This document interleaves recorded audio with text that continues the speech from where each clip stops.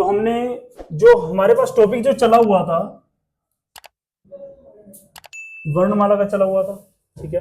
वर्णमाला में हमने वर्णों के बारे में पढ़ा था। वर्णमाला में कुल कितने वर्ण है? 52 वर्ण है। कितने होते हैं? 52, 52 वर्ण होते हैं ना। किन्होंने बताया था कि 52 वर्ण है? लास्ट क्लास में कवर किया था हिंदी में। तकनीकी शब्दावली आयोग कहां पर है? नई दिल्ली में। इन्होंने निर्धारित क्या किया था कि हमारे पास हिंदी में कुल कितने वर्ण है? 52 वर्ण हो गए, ठीक है। ये जो 52 वर्ण है इनकी बात करते हैं। जो वर्णमाला में कुल 52 वर्ण है, कितने प्रकार में डिवाइडेड होते हैं? 2। वर्ण कितने प्रकार के हैं? 2। कौन से? स्वर और व्यंजन। अभी रिसेंटली एग्जाम में भी आया था, ये बीएड एंट्रेंस का हुआ था, है ना, उसमें। और इसमें जो आपका भी हुआ था, टेस्ट भी दिया था हमको, उसमें भी आया था कि जो स्वर है वो किसका एक प्रकार है। और कईयों ने गलत भी किया था सही जानते हुए, है ना। तो किसका प्रकार है? स्वर, वर्ण का प्रकार है, ठीक है। वर्ण 2 प्रकार के, एक हो गया स्वर, दूसरा क्या हो गया? व्यंजन। जिसमें स्वर थे, स्वर हमने सारा पोर्शन कवर कर लिया था, है ना। स्वरों का टोटल हो गया था। स्वर कितने होते हैं? आज फिर 11।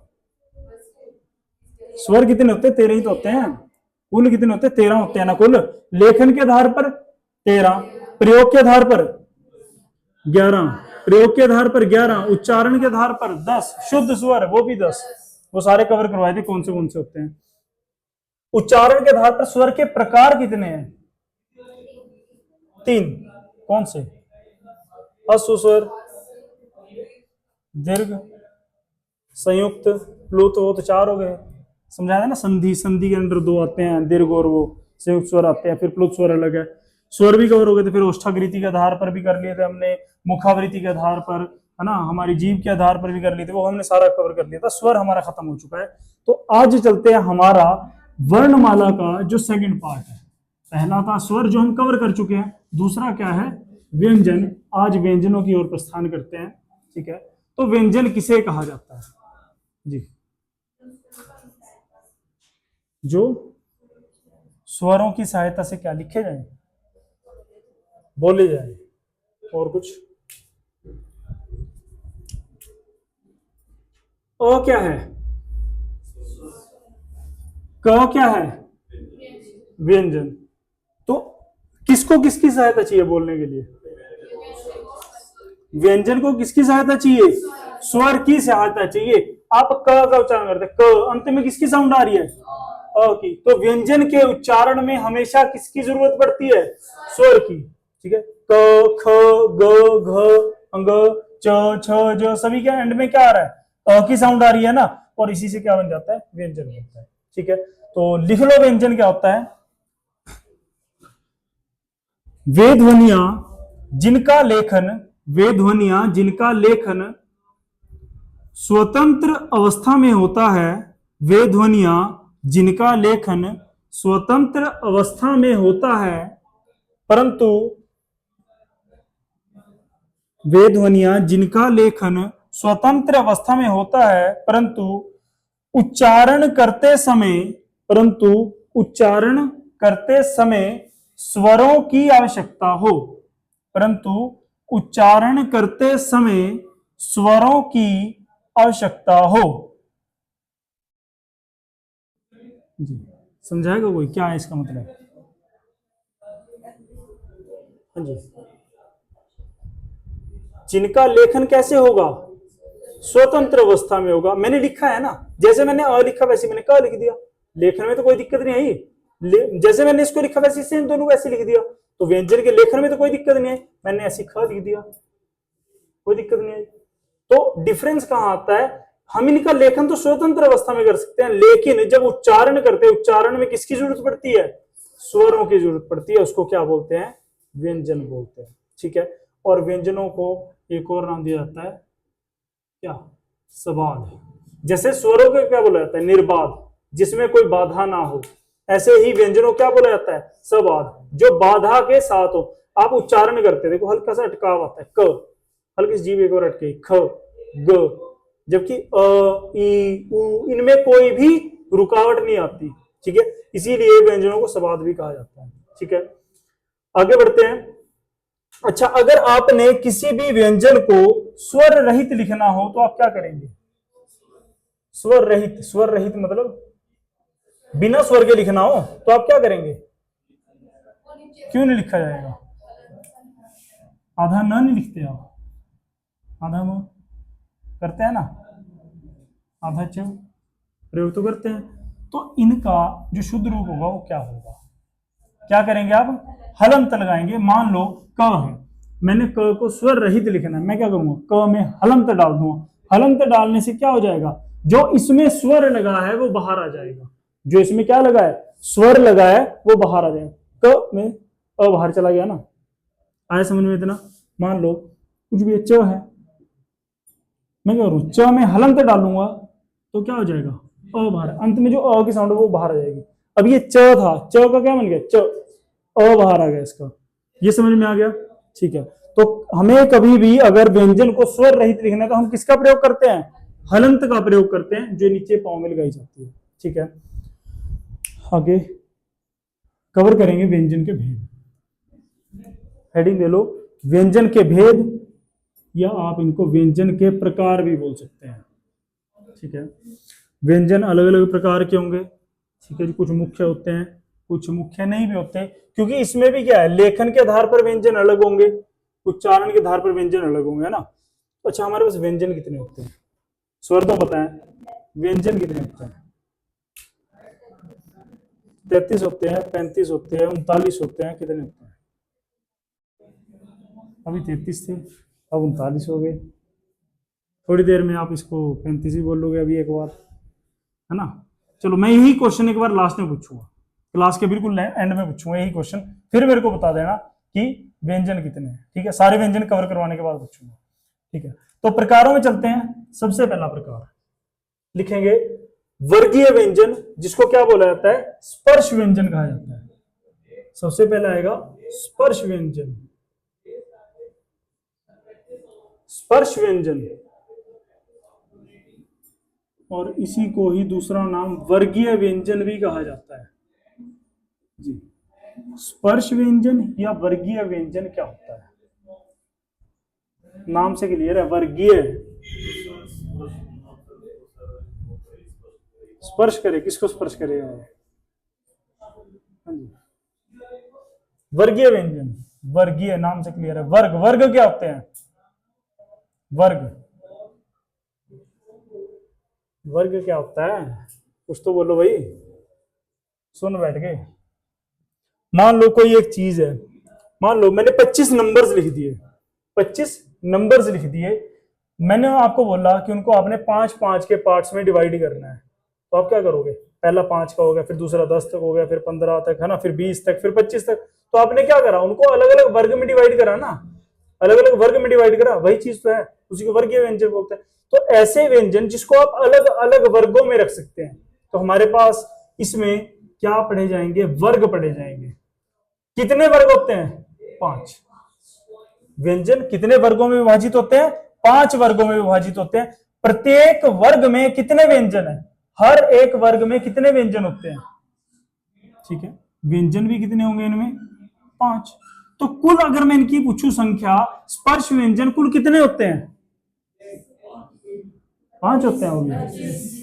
5 तो वर्ग है, 5 रोज हैं, 5 रोज में 5-5 आ रहे हैं, तो कितना हो गया? गुना कर लो ना, 5 गुना 5 25। तो हमारे पास कुल स्पर्श व्यंजन कितने होते हैं? वर्गीय व्यंजन 25 होते हैं। ठीक है, अच्छा, कहां से कहां तक होते हैं?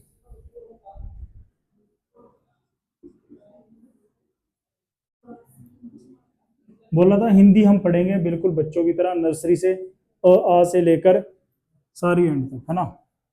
संधि सुंधि सब कवर कर देंगे, अलंकार, कारक, छंद जी, क से म तक। तो कौन बताएगा क से म तक? सारे के सारे, क ख ग पूरा म तक।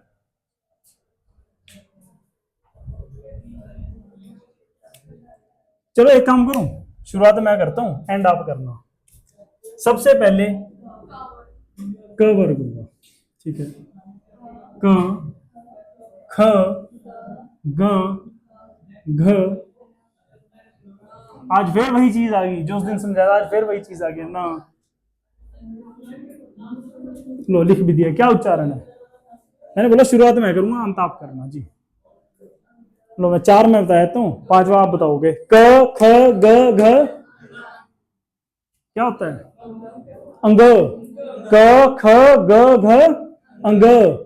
ठीक है, अगला वर्ग च वर्ग जी। चलो 4 में आता है ना, 5वां आप बताया ना। च छ ज झ, लास्ट आप बताएंगे। नर्सरी से पढ़ा भाई, पंजाबी में नहीं पढ़ाना। हाँ जी, च छ ज झ, लो लिख भी देता हूं। क्या होता है? च छ ज झ अण, तो अण ये नहीं होता, ये क्या होता है? ये न होता होगा, फिर ये क्या होता है? ये म होता होगा, तो ये क्या होता है? बोलो भाई। और ये चीजें मैं पहले क्लियर कर चुका हूं, स्वर में क्लियर नहीं की थी, सारे लिखे थे। जब मैंने यहाँ पे लिखा था बोर्ड के इस जगह पर, मैंने ऐसे लाइन बनाकर लिखे थे सारे नीचे वो। हाँ जी, च छ ज झ य को नाक से बोलना, य च छ ज झ य। हाँ जी, नेक्स्ट अगला ट वर्ग। हाँ जी, नेक्स्ट आएगा ट वर्ग। बताएगा कोई? ये तो बता दो। ट ठ ड ढ ण, ट ठ ड ढ ण। ठीक है, अगला नेक्स्ट, अगला त वर्ग। त थ द ध न। नेक्स्ट प वर्ग।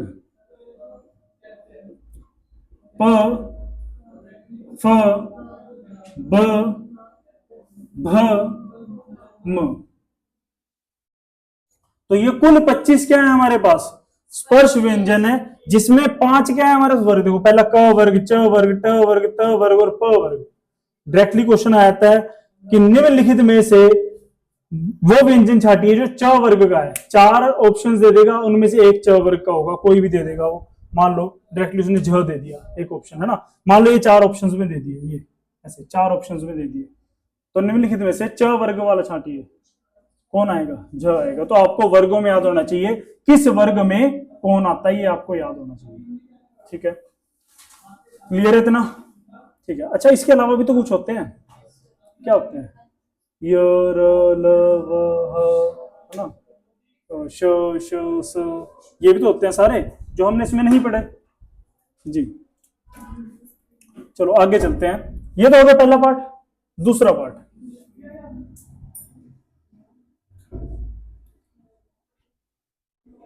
द्विगुण व्यंजन। दूसरा आएगा द्विगुण व्यंजन। द्विगुण व्यंजन, इसी को ही और क्या बोलते हैं?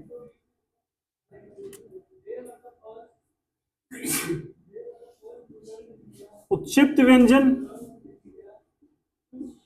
या ताड़न जात व्यंजन।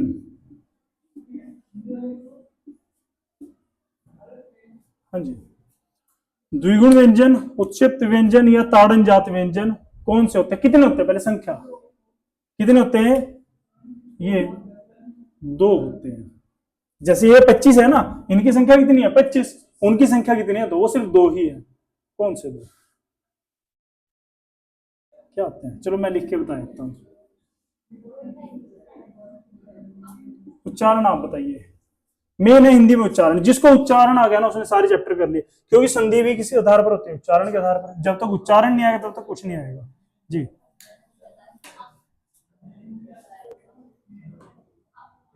ये अंग है तो ये क्या है? अगर ये ड है तो ये क्या है? क्या है ये? अड। देखो, ये तो अंग है जिसमें बिंदु आगे लग गया, जिसमें बिंदु नहीं लगा, ड, ये ढ, ये क्या है? ड, ये क्या है? ढ। ये अड और अढ़, शुरू में अ की साउंड ऐड कर देनी है, अड और अढ़। ठीक है, समझ में आ गया सभी को? अच्छा एक और होता है, ऐसे लिख देते हैं इसको, जिसमें हम ये वाली लाइन नहीं यूज करते, बीच में जो लाइन लगी है ना, ये बीच में लाइन लगी, ये नहीं यूज करते। ये क्या होता है? क्या होता है ये? पढ़ाया हुआ है,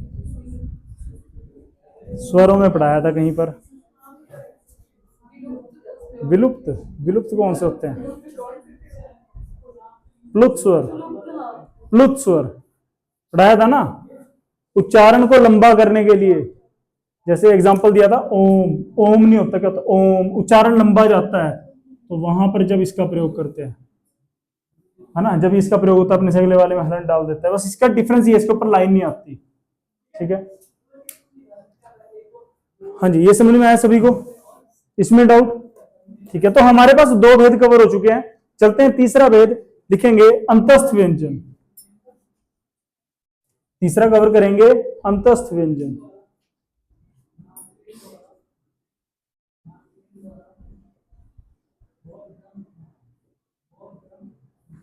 जी, अंतस्थ व्यंजन, अंतस्थ व्यंजन य र ल व। अच्छा, अंतस्थ व्यंजन को एक और नाम दिया जाता है क्या? और क्या बोलते हैं इसको? यण व्यंजन, यण व्यंजन।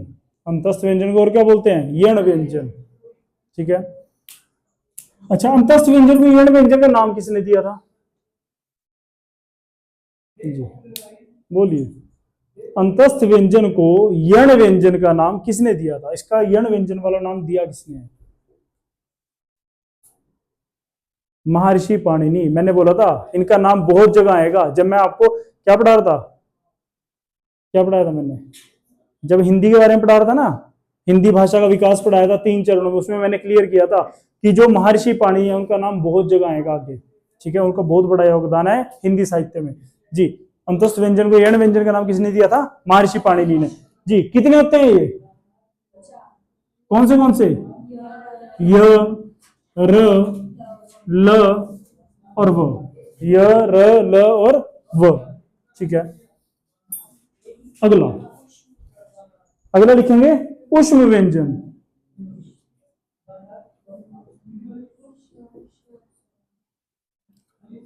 अच्छा, ऊष्म व्यंजन को और क्या बोला जाता है? मान लो ऊष्म व्यंजन मैंने ऑप्शन में ही ना देना हो, तो और क्या आ सकता है इसका नाम ऊष्म व्यंजन की जगह? संघर्षी व्यंजन। ऊष्म व्यंजन को और क्या बोला जाता है? संघर्षी व्यंजन। इनकी संख्या भी कितनी होगी? 4 होगी। कौन से? चलो मैं लिख देता हूं, उच्चारण आप बताना।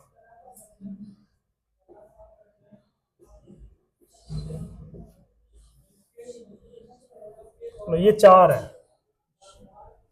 जी। बोलो क्या बोलते हैं इसको? शव। इसको डिफरेंस क्या है इसमें? हाँ जी, उच्चारण।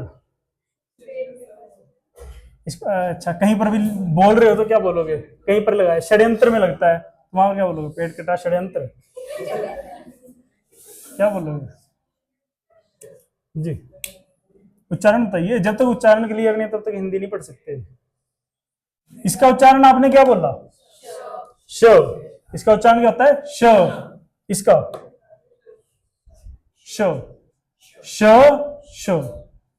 इसमें अ की साउंड प्रॉपर पूरी नहीं आती, लास्ट में ये आधा होता है ना। श, श। जैसे हम श की आवाज निकालते हैं ना, वो इसी के थ्रू बनती है। ठीक है, हाँ जी, अगला स और ह। ये क्लियर है? ठीक है, तो हमारे पास कितने भेद हो गए? 4 भेद। कुछ और भी बचे हैं? और भी तो बचे हैं। कौन से बचे हैं? मैं इसको इसके नीचे ही कवर कर देता हूं, ये आ रहा है स्क्रीन में जी। हाँ जी, हमारे पास पहला ये हो गया। ठीक है, दूसरा, तीसरा, चौथा और पांचवा मैं यहां पे कवर कर देता हूं जी। कौन से बचे हैं? हाँ, क्या बोलते हैं उनको? संयुक्त व्यंजन।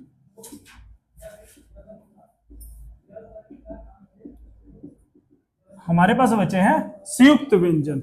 जो क्या होगा? संयुक्त, संयुक्त का अर्थ क्या होता है? जो मिलकर बने, जो दो के मेल से बने उसी को संयुक्त बोलते हैं ना। तो जो दो व्यंजनों के मेल से बन रहे होंगे उनको क्या बोला जाएगा, संयुक्त व्यंजन का नाम दिया जाएगा।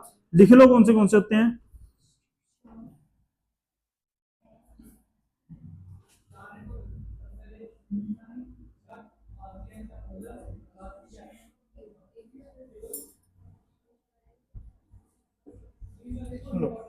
लिख मैं देता हूं, उच्चारण आप बता देना, है ना, बता दोगे, चलो ठीक है। इसका उच्चारण पहले का, अक्षर, क्ष, इसका उच्चारण होगा क्ष, जो क और श के मिश्रण, क्ष, त्र, श्र, ये गया होता है, क्या होता है, गया, कहां गया, क्या हो गया, गया, चलो अभी गया है ना, अब बदलना मत, ठीक है। अब हम पढ़ेंगे कि ये संयुक्त है तो ये किसी दो चीजों से मिलकर बन रहे होंगे, किस किस व्यंजन से मिलकर बन रहे हैं उसके बारे में पढ़ते हैं। हाँ जी, पहले क्ष,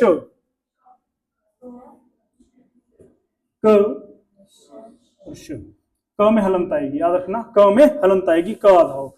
दो व्यंजन कब आपस में जुड़े, अगर मैंने यहां पर क पूरा लिख दिया ना तो क अंत में अ जुड़ रहा है, इसके साथ क नहीं जुड़ रहा, तो इसमें हलंत देनी पड़ेगी तभी क उसमें जुड़ेगा, ठीक है। शुभ, हाँ जी, अगला त्र, त जमा र, त जमा र, अगला श, श जमा र, श जमा र। अब इसका मेरे को बताओ, जो ग है आपका ये किससे मिलकर बनता है, ग जमा जी नहीं, ये मिलकर बनता है ज जमा य। अब इसका उच्चारण क्या हुआ भाई, क्या हुआ, ज। फिर आप ज्ञान में गे क्यों पढ़ते हैं इसको, अच्छा आप ज्ञान में कैसे लिखते हैं इसको, ज्ञान ऐसे लिखते हैं ना, तो इसको ज्ञान क्यों नहीं पढ़ते, हाँ तो जे तो बोला आपने, ज, इसको ज्ञान क्यों नहीं पढ़ते, ज्ञान क्यों पढ़ते हैं। ये सब जो डिफरेंस है ना ये किसके कारण आता है, संधि, इसीलिए संधि पढ़नी मेन है। किस चीज के मेल से क्या बन रहा है वो ये यहां पर नहीं डिसाइड होता, वो संधि डिसाइड करती है किस चीज के मेल से किसका निर्माण होगा, है ना। जैसे ई में मैं जब अ जोड़ूंगा, ई में अ जोड़ूंगा तो क्या बनेगा, किसका निर्माण होता है, ई में अ जोड़ने से,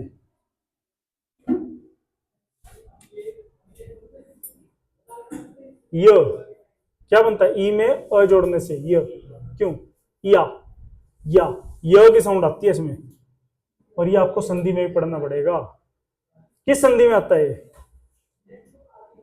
कौन सी संधि में आता है, अच्छा स्वर संधि कितने प्रकार की होती है, 5 प्रकार की होती है जी, कौन से 5,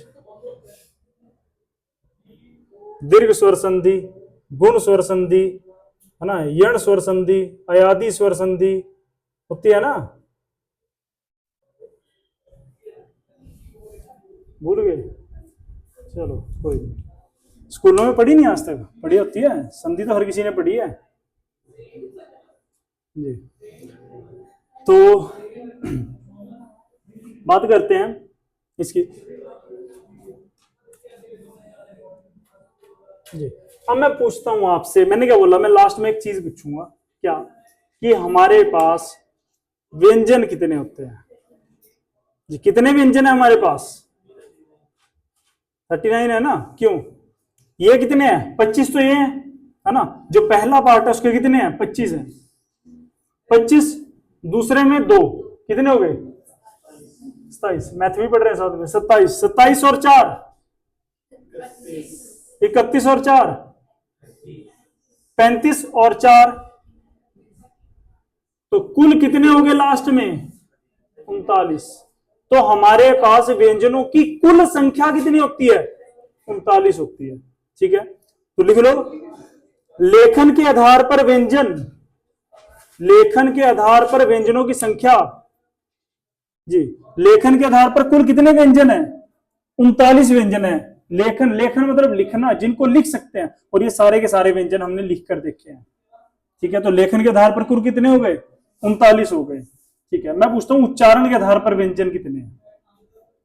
उच्चारण के आधार पर कितने हैं? कितने? 33। 33 कौन से? 35। 35 क्यों? रीजन?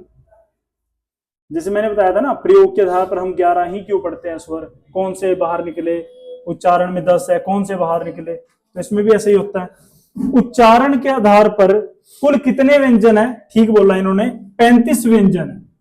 उच्चारण के आधार पर कुल कितने व्यंजन है? 35 व्यंजन है। कुल 39 थे, 39 में से 35 रह गए, कितने निकल गए? 4। 4 निकल गए। कौन से 4? लास्ट वाले संयुक्त व्यंजन। क्यों? 2 से मिलकर बन रहे तो है तो व्यंजन ही, इनमें स्वर का तो मैंने कहीं प्रयोग ही नहीं करा। फिर जी बताइए, बताएगा वो भी। हम इनको उच्चारण के आधार पर व्यंजनों में क्यों नहीं काउंट करते? उच्चारण के आधार पर 35 ही क्यों है?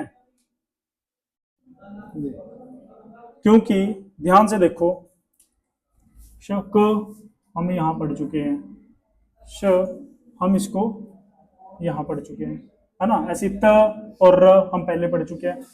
इन सभी का उच्चारण तो हम पहले ही कर चुके हैं, इन्हीं में तो कर चुके हैं। जब उच्चारण करेंगे तो साउंड भी तो इन्हीं की देंगे। त और र की तो साउंड दे रहे हैं, ये साउंड तो हम पहले ही बोल चुके हैं, तो दोबारा क्यों बोल रहे हैं इसको? तो उच्चारण के आधार पर कुल कितने हैं? 35, क्योंकि ये इन्हीं से मिलकर बन रहे, साउंड भी इन्हीं की दे रहे हैं, और ये साउंड हम पहले ही उच्चारित कर चुके हैं, तो इसीलिए उच्चारण के आधार पर कुल कितने रह जाते हैं? 35 रह जाते हैं। और यही सब आपके क्या है? व्यंजन है। ठीक है, अच्छा, इसके अलावा कुछ और है, कुछ मेन नाम है व्यंजनों के, छोटे से हैं 5-6, सिर्फ वो भी कवर कर लेते हैं। ठीक है, मेन जैसे लिखो सबसे पहले स्पर्श संघर्षी व्यंजन।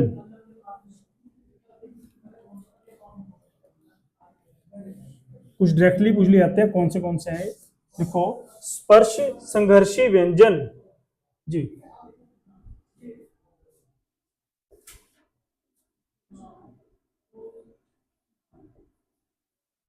स्पर्श संघर्षी व्यंजन कौन से होते हैं? कौन से हैं? लिख लो, च, छ, ज, झ, इनको ये नाम दिए गए हैं अलग से, स्पर्श संघर्षी व्यंजन, च, छ, ज, झ। नेक्स्ट, लुंठित व्यंजन। लुंठित व्यंजन, लुंठित व्यंजन जिसको और क्या बोला जाता है? प्रकंपित व्यंजन। ठीक है, लिख लो, लुंठित व्यंजन या प्रकंपित व्यंजन कौन सा होता है? र। लुंठित व्यंजन है, प्रकंपित व्यंजन र। नेक्स्ट, पार्श्विक व्यंजन।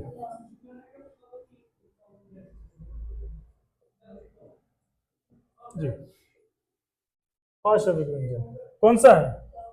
ल। पार्श्विक व्यंजन ल। नेक्स्ट, अच्छा, अगर मैं पूछूं अर्ध स्वर किसे कहा जाता है? अर्ध स्वर,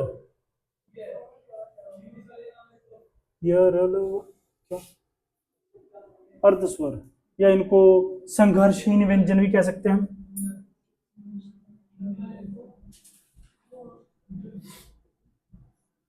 जी, संघर्षहीन व्यंजन भी बोल सकते हैं इनको। अर्ध स्वर या संघर्षहीन व्यंजन? अर्ध स्वर मतलब आधा स्वर,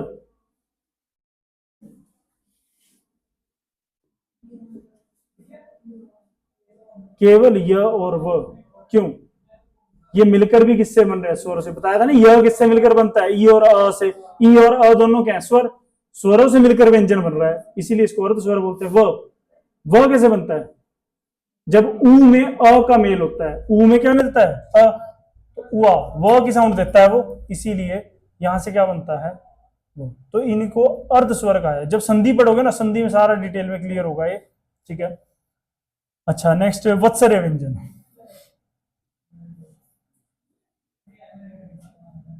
जी, वत्सर्य व्यंजन। वत्सर्य व्यंजन या इसी को ही मसूड़ा व्यंजन का नाम भी दे दिया जाता है।